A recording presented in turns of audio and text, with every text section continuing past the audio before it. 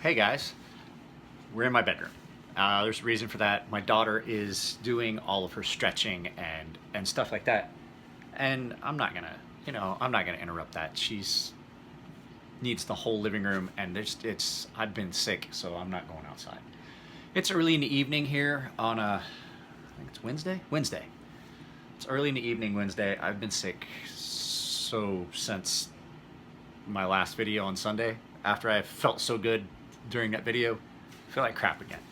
I didn't get anything done this week, but I thought I'd at least be able to shoot a video. So what we're going to talk about is the Spyderco Yojimbo 2. Now give me a second, I got some blue light coming from the TV's still on. Hang on. So hey guys, I just got the TV turned off. So we're going to talk about today is a knife that's kind of something I normally wouldn't carry, but it's kind of odd because it's found its way into my pocket a lot. It is kind of an unusual knife in the fact that it's not something I would normally carry that would kind of strike my fancy. What we're talking about is the Spyderco Yojimbo 2. It was designed by Michael Janix, or Janis, I think it's Janix, for Spyderco. The Yojimbo one was a little bit different, but this is a Wharncliffe blade. It's hollow ground. It actually cuts really well, but it's a weird design ergonomically, which is why it's something that would not normally be something I would find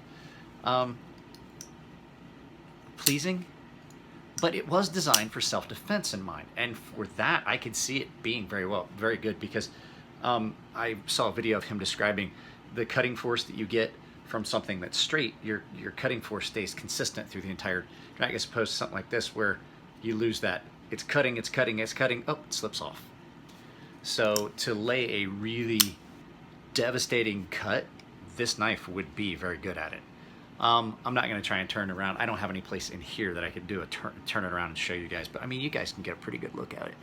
It is in S30V, CPM S30V, and it is, like I said, it's a hollow ground. It comes down, it's fairly thick blade stock that comes down to a really hollow cutting edge, and so like everything I've cut with it, it just cuts really well. It is comfortable in your hand. I can see why. I mean, there was a lot of thought that went into this. It is comfortable, and to get that thumb purchase in what's called a Filipino grip, you maintain a lot, as opposed to saber grip where you're taking part of your hand off. You can see the difference. You're basically giving up part of the control holding it saber grip like this. You're taking part of your hand off, as opposed to wrapping your whole hand around that and maintaining stability. This one is G10 scales, with a silver pocket clip with the spoon clip. It's really pretty comfortable to carry. Smooth action. It is something different for me. I've never really carried a knife with a compression lock. I've had them come in, I've sharpened them, but I never really cared for the compression lock. But I have kind of found a different look at it now that I've been carrying this, because I've carried this pretty much on and off for the last 2 weeks. I carry it around the house, I carry it when I take the dog for a walk. It's nice and light. The compression lock, as opposed to, I don't have one in my pocket. I got one over here. Hang on a second. Let me grab a frame lock. One of my favorite locking mechanisms is a frame lock, and it's my Ferrum Forge Archbishop. So what you've got here is, to unlock that, I have to put my hand across the travel of the blade. And now I've done it enough times that I'm smart enough not to let the blade drop on myself, because this knife is ridiculously smooth. It will just drop shut.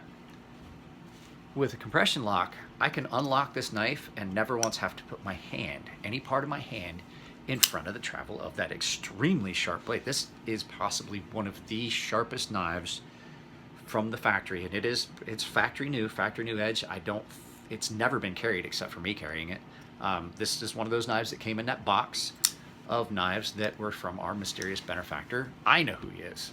He's not really that anonymous. He's anonymous to you guys because he specifically asked me not to put his information out. You can see my CPAP mask hanging up. Can't sleep without it. Don't want to die. So this is not something that normally would appeal to me, but I can see it being something that is really, really useful. As far as day-to-day tasks, I don't think that I would much rather have something like this with some belly to it than this. Just, you know, just because that's the kind of knife I never really had. I like a Wearing-Cliff, but not like this extreme of a profile. It's so I'm afraid for the tip on this. There's not much to support it. I was opening a package yesterday of batteries to take my daughter not ice skating, trick-or-treating, and we needed to put batteries in some of the stuff that we wanted to take, you know, flashlight, and there's these little things we wear around our neck that light up, and we wear those so that she can find us because she was with her best friend. This really, I had it in my pocket, and I was opening that package of batteries, and I was like, ugh, it was a big hard bubble wrap, or not bubble wrap, the molded plastic, and it was kind of difficult to get it open, and I was afraid I was going to break the tip off of this. So that is something, that's one of my issues with this, because it's not designed. I don't think it's really designed to be so much an EDC blade, which you can use it for, but it was more, like I said, Michael Janix designed it when he was working at Marshall Blade Craft for Spyderco as strictly that. This is a knife fighter's knife. While I have taken years of martial arts and am comfortable with bladed weapons, I'm in no way, shape, or form have specialized in bladed arts unless you're talking about a sword, a Japanese sword, because I have taken that. But this would be something that I could see somebody had trained in, like maybe Filipino knife fighting or Filipino stick fighting, which kind of correlates. I could see that being something that would be something they would use. Now, one of the things, and I will say that Nick Shabazz said it too, and I've noticed it, is compression lock. So when you open this, that compression lock snaps over. When you're holding it, if you've got your finger, any of the meat of your finger is in there, and it pinches. It doesn't hurt bad, but I mean, it gets your attention because it grabs that and it locks over, and it you know, kind of pinches you. My daughter's stretching and crying because it hurts. But it is really smooth action. Now, I was looking down inside this. The detent on this is really good. And I looked down in here. It has a massive detent ball.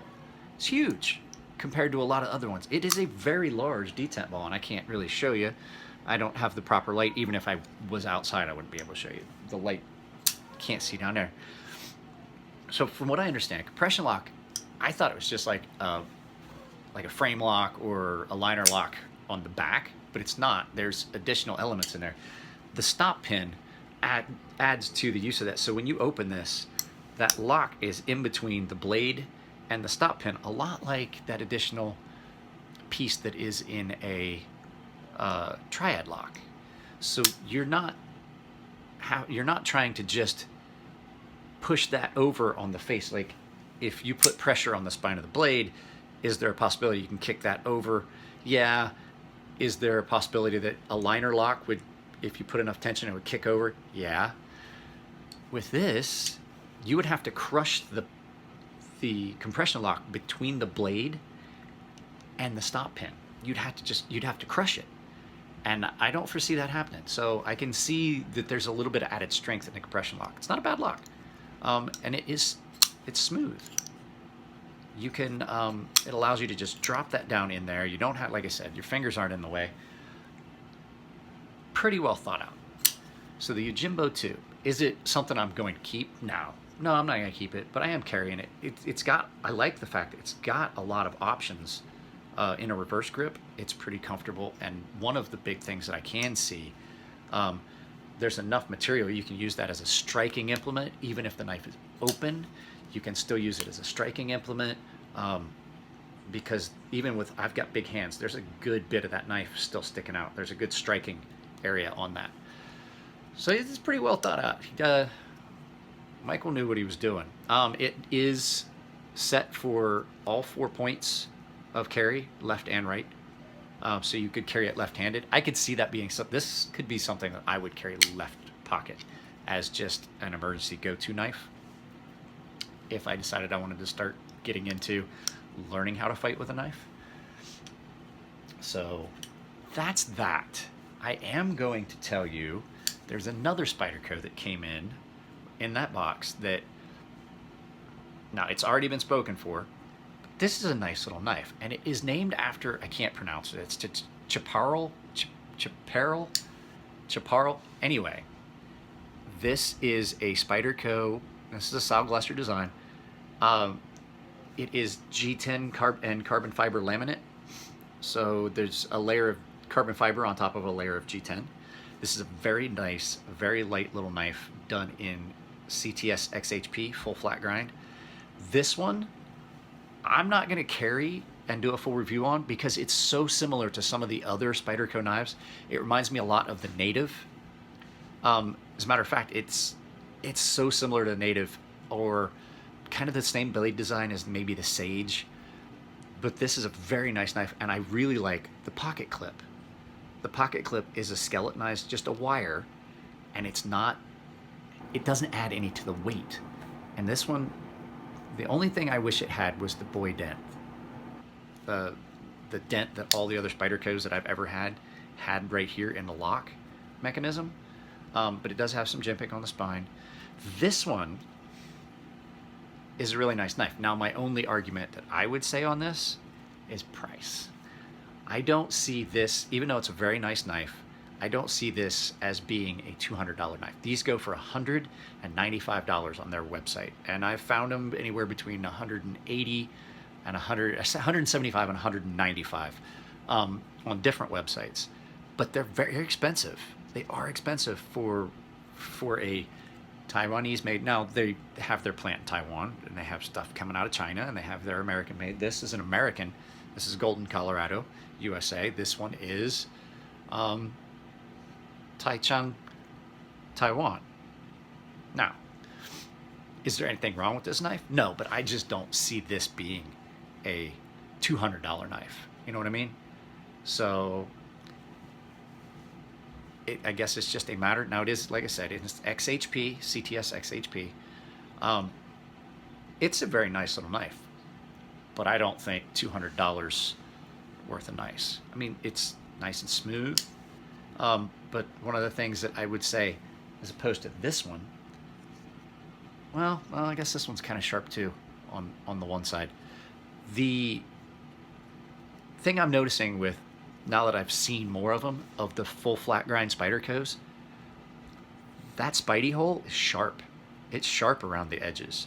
Most of your ones that are not the full flat grinds have a little bit more smoothness to the hole, but these ones, they're not. They're pretty sharp around that. You can kind of hear it. It wants to grab your, you know, I imagine your thumb would get kind of sore after a couple days of playing with this. But this is, like I said, already been spoken for, but this is a very nice little knife that allows you left or right hand carry, but it's only tip up carry. But like I said, lockback.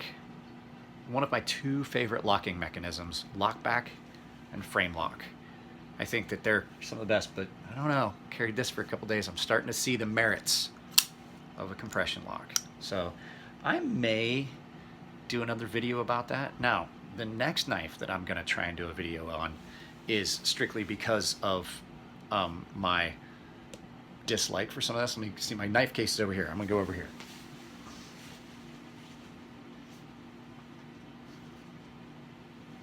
Our next video that I do, and I don't know how soon it's going to be because Saturday I'm going to Knott's Berry Farms with my daughter. It's free. This is the first Saturday we can go. Next knife we're going to do is the Crook River. the Crooked River by Benchmade. Now this is a very large knife. My buddy Matt wants this knife, so this one's going to him. He already paid me for it. And I'm going to use that money to probably get some lights. I have to get lights. I have to get lights for this channel. I've had to relegate myself to shooting inside, shooting videos and stuff inside, but not just for that. I need them for being able to work at night.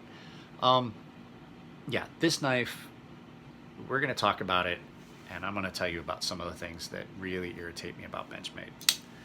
So, that being said, we're at like 14 minutes. I do want to do another question and answer. That was fun. But what I was thinking about doing was just letting you guys know and picking a date. You guys need to follow me on Instagram so that you can find it. I am going to put a date up on Instagram when we're going to do a live feed question and answer on YouTube. So I like that question and answer format where we did for the giveaway, but I would like it to be more interactive. So, hi guys, that's pretty much it. I'm gonna put right up here on my left side, I will be putting up the subscribe button. On my right side will be a link to a video that YouTube thinks you like, and down here will be a link to Chris and Elliot's website, their YouTube channel for Ferrum Forge Knife Works. So all right guys, that's it. If you really like my video, please like and subscribe. If you really like them, please go to my Patreon and join my Patreon. I do offer a discount for Patreon members for sharpening service. So just, that's it guys. Take it easy, and I'll see you next time.